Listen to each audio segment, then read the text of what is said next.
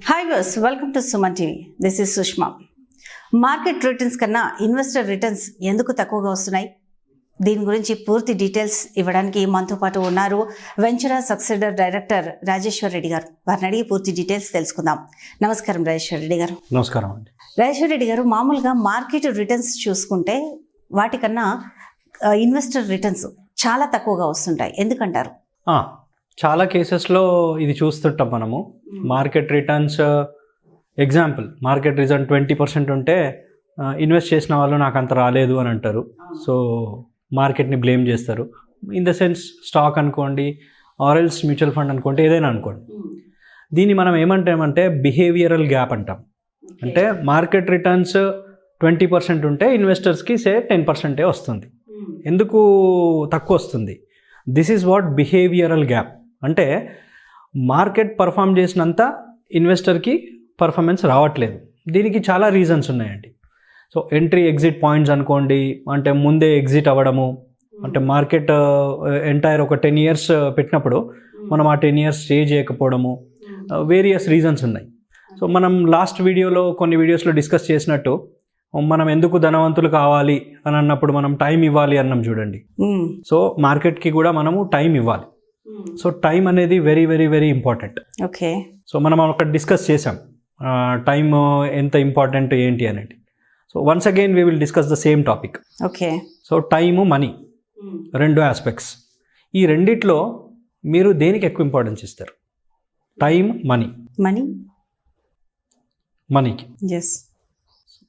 కొంతమంది అంటే మీరు మనీ అన్నారు, తొందరగా రావాలి అనుకుంటాం కదా ఏది కానీ. అంటే మామూలుగా ఏంటంటే మనం ఇన్వెస్ట్ చేసింది తొందరగా రిటర్న్స్ కూడా తీసుకోవాలని ఆలోచిస్తాం, మంచిగా రావాలి మనీ అని కూడా చూస్తాం కదా. రిటర్న్స్ ఆస్పెక్ట్లో కాదు. సపోజ్ ఇప్పుడు నేను మీకు ఇన్వెస్ట్ చేసినప్పుడు మీరు టైం ఇస్తే రిటర్న్ పెరుగుతుంది అన్నాను. అప్పుడు టైం ఇవ్వాల్సి వస్తుంది. టైం ఇస్తే రిటర్న్ పెరుగుతుంది అన్నాను. సో అక్కడ టైం, మనీ ఈ రెండిట్లో ఏది ఎక్కువ ఇంపార్టెన్స్? అప్పుడు టైం ఇంపార్టెన్స్ అవుతుంది. Time importance.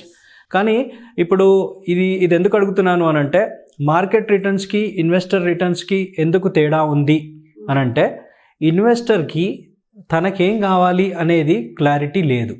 ఓకే. ఎందుకు క్లారిటీ లేదు అని అంటే, I will give you an example. ఇప్పుడు టైం అండ్ మనీ ఎగ్జాంపుల్లో మీరు టైం అన్నారు. ఓకే. సో ఎగ్జాంపుల్, మీరు ఒక మూవీకి వెళ్ళారు. Okay. 2.5-3 hours movie. So movie టికెట్కి స్పెండింగ్ అయింది, యాజ్ వెల్ యాజ్ మధ్యలో ఇంటర్వెల్లో స్నాక్స్, అంతా ఒక 1000 rupees అయింది అనుకుందాం. మూవీ బాగాలేదు. ఓకే. ఏమనుకుంటాం మనము? వేస్ట్ అయిపోయింది, మనీ వేస్ట్ అయిపోయింది, అసలు మూవీ బాగాలేదు అని ఫీల్ అవుతాం. Right, correct answer. ఇప్పుడు ఎక్కడికి వెళ్ళలేదు, మనం మూవీకి వెళ్ళలేదు, జస్ట్ ఏదో బయటికి వెళ్ళొచ్చినప్పుడు దారిలో ఏమైంది, మన పర్స్లోంచి ఒక 1000 rupees మిస్ అయిపోయింది, పోగొట్టుకున్నాం 1000 rupees. సో అక్కడ 1000 rupees పోయింది, ఇక్కడ 1000 rupees పోయింది. ఎస్. రెండిట్లో ఏది ఎక్కువ బాధ అవుతుంది మీకు? పోయినవే బాధ అవుతుంది. సో ఫస్ట్ ఆస్పెక్ట్లో టైము, మనీ రెండు పోయాయి. సెకండ్ ఆస్పెక్ట్లో టైం పోలే, ఓన్లీ మనీయే పోయింది. కానీ టైము, మనీ రెండు పోతే అక్కడ ఎక్కువ బాధ లేదు, ఓన్లీ మనీ పోతే ఇక్కడ ఎక్కువ బాధ ఉంది.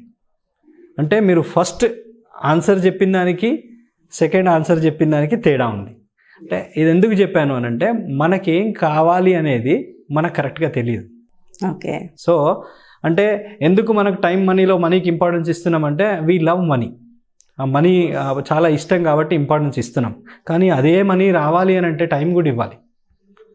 సో టైము, మనీ ఇచ్చినప్పుడే మనకు ఆ రిటర్న్స్ వస్తాయి. ఫర్ ఎగ్జాంపుల్, ఇప్పుడు మ్యూచువల్ ఫండ్స్లో ఆల్మోస్ట్ లాస్ట్ 20 years తీసుకుంటే యావరేజ్ రిటర్న్ వచ్చి more than 50% ఉంది. ఏది ఆల్మోస్ట్ more than 100 schemes-కి. కానీ ఇన్వెస్టర్స్ అందరికీ ఆ రిటర్న్ లేదు. రీజన్ ఈస్ స్టే చేయలేదు, ఇన్వెస్టర్స్ టైం ఇవ్వలేదు. సో అదొక ఇంపార్టెంట్ ఫ్యాక్టర్. టైము ఎందుకు టైం ఇవ్వట్లేదు కదా, దానివల్ల రిటర్న్ అనేది చాలా తగ్గుతుంది. అంటే మేము ఇంకొకటి అడుగుతాను మిమ్మల్ని. టైము ఇవ్వలేదు అంటారు, బట్ వాళ్ళకు ఈ సర్టన్ పీరియడ్లో వాళ్ళకి అవసరం ఉంటుంది. అవసరం ఉన్నప్పుడు ఆ టైం ఇవ్వడానికి వాళ్ళకి సోర్స్ లేనప్పుడు వాళ్ళు ఎలాంటివి ఇన్వెస్ట్ చేస్తే బాగుంటుంది? అంటే ఏదో ఒక కేస్, మీరు చెప్పేది 100లో ఒక కేస్. అఫ్ కోర్స్ చాలా మంది కొంతమందికి ఉంటుంది తొందర, అంటే వాళ్ళకి ఏదో ఒకటి సర్టన్ టైంలో పడుతుంది ఎవరికైనా కూడా. అలాంటి టైంలో వాళ్ళకి ఎలా వాళ్ళు బ్యాలెన్స్ చేసుకోవాలి దీన్ని? అంటే అండి 10 yearsకి ఇన్వెస్ట్ చేసి సడన్గా మధ్యలో ఏదో అవసరం వచ్చి తీస్తే వాళ్ళు దానికి రిటర్న్ రాలేదని ఎప్పుడు అన్నారు. ఎందుకు అంటే వాళ్ళకు యూజ్ వచ్చింది అక్కడ సంథింగ్, సరే లాస్ వచ్చినా తక్కువ రిటర్న్ వచ్చినా వాళ్ళకి యూజ్ వచ్చింది కాబట్టి ఓకే వాళ్ళు ఏమన్నారు. అంటే ఒక స్పెసిఫిక్ పర్పస్కి యూజ్ వచ్చింది, యూజ్ చేశారు. కానీ ఈ 10 years జర్నీలో ఒక 4-5 yearsలో సపోజ్ మార్కెట్ డౌన్ అయింది.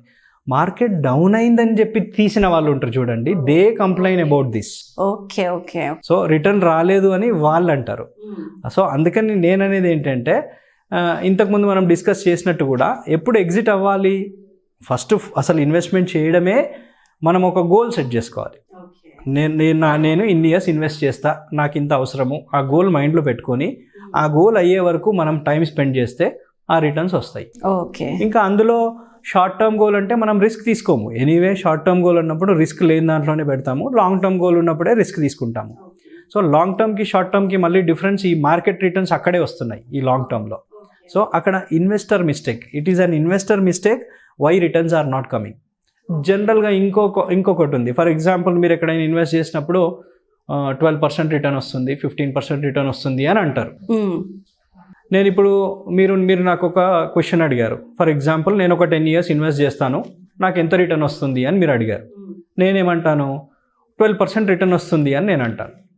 నేను ఆ 12% రిటర్న్ అనగానే మీ మైండ్లో ఏముంటుంది అంటే 2021 నుంచి 2031 వరకు 12% రిటర్న్ వస్తుంది.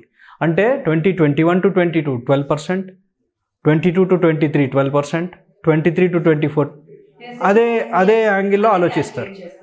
ఎనీ ఇన్వెస్టర్ ఎవరైనా అదే యాంగిల్లో క్యాలిక్యులేట్ చేస్తారు. కానీ ఇక్కడ నేను 12% అనేది it is not yearly return, it is average return. Okay. అంటే 21 to 22 ఎక్కువ రావచ్చు, ఇప్పుడు మార్కెట్ పెరుగుతూ ఉంది, ఎక్కువ రావచ్చు, సే 30% రిటర్న్ రావచ్చు. 22 to 23లో కూడా ఇంకో 15% రిటర్న్ రావచ్చు. సరే 2 ఏళ్ళు మార్కెట్ బాగానే పెరిగింది అన్నప్పుడు మళ్ళీ కరెక్షన్ అవుతుంది, కరెక్షన్ అయినప్పుడు నెగిటివ్లోకి వెళ్ళచ్చు.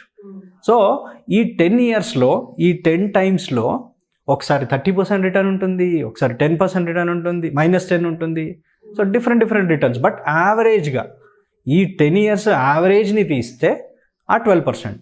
సో అంటే ఇది కమ్యూనికేషన్ ప్రాబ్లం అండి. అంటే యావరేజ్ రిటర్న్ అని మేము అనాలి, మీరు కూడా దాన్ని ఎవ్రీ ఇయర్ సేమ్ రిటర్న్ కాదు అని మీరు మైండ్ ఫిక్స్ అయిపోవాలి. ఈ రెండు మ్యాచ్ అయినప్పుడు మనకు మార్కెట్ రిటర్న్స్కి ఇన్వెస్టర్ రిటర్న్స్కి ఆ గ్యాప్ అనేది తగ్గియచ్చు. అంటే అది బేసిక్గా మాలాంటి వాళ్ళు కరెక్ట్ చెప్పాలి అండ్ మీలాంటి వాళ్ళు కూడా కరెక్ట్ అర్థం చేసుకోవాలి. దో ఆ గ్యాప్ అనేది తగ్గుతూ ఉంటుంది. ఓకే. అంటే ఇప్పుడు ఈ మార్కెట్ రిటర్న్స్కి ఈ ఇన్వెస్టర్ రిటర్న్స్కి మీరు టైం ఇస్తేనే పర్ఫెక్ట్గా మ్యాచ్ చేయగలుగుతారంటారా? మామూలుగా ఏ ఇన్వెస్టర్ అయినా ఇవ్వాలి. అంటే ఆ గోల్ సెట్ చేసుకునే ముందే మనం టైం డిసైడ్ చేయాలి. ఇన్వెస్ట్ చేశాక కాదు, చేయక ముందు మనకు అసలు ఎప్పుడు అవసరం ఉంది అది ఐడెంటిఫై చేయాలి. మనం ఇది చాలా వీడియోస్లో డిస్కస్ చేసాం, పర్పస్.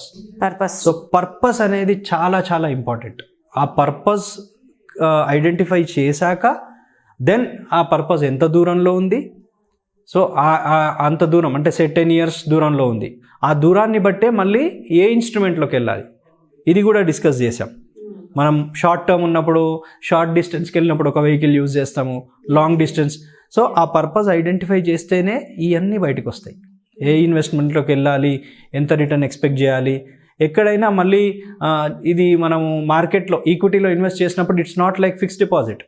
ఫిక్స్డ్ డిపాజిట్లో ఏం జరుగుతుంది, 6% రిటర్న్ అంటే 6% షూర్ షార్ట్ ఆ ఇయర్ రావాల్సిందే. వన్ మోర్ డౌట్ అండి, మామూలుగా ఈ షార్ట్ టర్మ్ ఇన్వెస్ట్మెంట్స్ ఉంటాయి కదా, వాటిలో చేసినప్పుడు మార్కెట్ రిటర్న్స్కి ఇన్వెస్టర్ రిటర్న్స్కి ఎలాంటి తేడా ఉంటుంది? దాంట్లో తేడా ఏముండదండి. ఎఫ్డీలో 6% రిటర్న్ ఇస్తే 6 రావాల్సిందే, ఇయర్ ఎండ్ కల్లా 6 వచ్చేస్తుంది.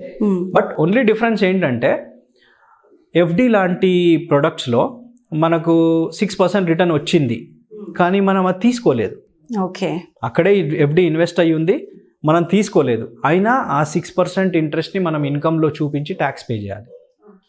ఆ ఒక్క తేడా ఉంటుంది. బట్ రిటర్న్స్లో తేడా ఏముండదు. రిటర్న్స్ ఎక్కడ అంటే మన అసెట్ క్లాస్ గ్రూప్లోనే డిఫరెన్స్ వచ్చేస్తుంది. మనం డిస్కస్ చేసిన 100 rupees concept and 100 grams gold concept, so రూపీస్లో ఎక్కడెక్కడ ఇన్వెస్ట్ చేసినా అక్కడ ఆల్మోస్ట్ పెద్ద ఫ్లక్చుయేషన్ ఉండదు. అసెట్ క్లాస్లోకి కన్వర్ట్ అయినప్పుడే ఈ ఫ్లక్చుయేషన్స్ ఉంటాయి. బట్ మనం యావరేజ్ రిటర్న్ అనేది మన మైండ్లో ఫిక్స్ అయిపోవాలి. ఇవి ఇన్వెస్టర్లకు ఎలా తెలియాలి? చెప్పాలి, మేమైనా చెప్పాలి, మీరైనా తెలుసుకోవాలి ఏదో ఒక పాయింట్లో. ఓకే, అంటే ఎక్స్ప్లెయిన్ చేయడానికి అందరూ ఉండరు, చాలామందికి చేస్తారండి, చాలామంది చేస్తారు. బేసిక్గా అంటే నాకున్న ఎక్స్పీరియన్స్ ప్రకారము ఇన్వెస్ట్మెంట్ చేసేటప్పుడు ఇవన్నీ చెప్తారు. బట్ ఓవరాల్ కాబట్టి మెల్లిమెల్లిగా అది ఎన్ని రోజులు గుర్తుంటుంది మనకు? 2 days, 1 week, 1 year. So over a period of time ఏమవుతుంది అంటే ఎక్స్టర్నల్ ఫ్యాక్టర్స్ అంటే మార్కెట్ రిటర్న్కి ఇన్వెస్టర్ రిటర్న్కి గ్యాప్ ఎందుకు వస్తుంది అంటే news, negative news. So negative news ఇంపాక్ట్లో పడిపోయి బయటికి రావడము, ఆ చెప్పడం అన్నీ అంటే ఇన్వెస్ట్ చేసినప్పుడు వాళ్ళ అడ్వైజర్ కానీ ఎవరు కానీ ఏం చెప్పారో అవన్నీ గుర్తుండవు అప్పుడు. అంటే మనము అదొక ట్రాన్స్లోకి వెళ్ళిపోతాం. సో మనకు అది నెగటివ్ ఫీలింగే వస్తూ ఉంటుంది. సో పాజిటివ్ గురించి ఆలోచించాం. ఇవే హ్యూమన్ ఇమోషన్స్ అంటే ఫియర్ కానీ అనుకోండి, గ్రీడ్ అనుకోండి, ఇవన్నీ హ్యూమన్ ఇమోషన్స్. ఈ ఇమోషన్స్ని కంట్రోల్ చేస్తేనే రిటర్న్స్ వస్తాయి. మార్కెట్ రిటర్న్కి ఇన్వెస్టర్ రిటర్న్కి గ్యాప్ రాదు, లేదంటే గ్యాప్ కంపల్సరీ ఉంటుంది. రైట్ అండి, థ్యాంక్ యూ వెరీ మచ్. ఈ వీడియో కనుక మీకు నచ్చినట్టయితే షేర్ చేయండి, లైక్ చేయండి, సబ్స్క్రైబ్ చేయండి, కింద కామెంట్స్ చేయండి.